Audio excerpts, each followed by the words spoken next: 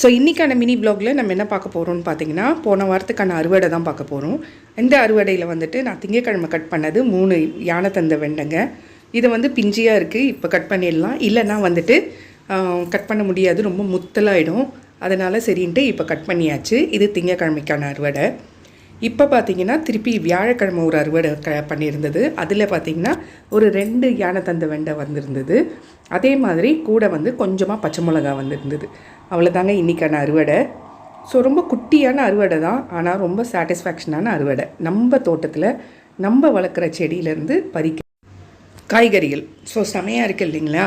எப்போவுமே வந்துட்டு வெளியிலேருந்து நம்ம வாங்கிறத விட நம்ம வீட்லேயே வளர்த்து சாப்பிடும்போது காய்கறிகள் என்னமோ ஈல்டிங் கம்மியாக தான் கிடைக்கும், ஆனால் மனசுக்கு ஒரு சாட்டிஸ்ஃபேக்ஷன் இருக்கும். என்னென்னு கேட்டிங்கன்னா, நம்ம வந்துட்டு கெமிக்கல்ஸ் யூஸ் பண்ண போகிறதில்ல, டிஏபி யூஸ் பண்ண போகிறதில்ல, யூரியா யூஸ் பண்ண போகிறதில்ல. ஸோ எல்லாமே நேச்சுரலான ஆர்கானிக்கான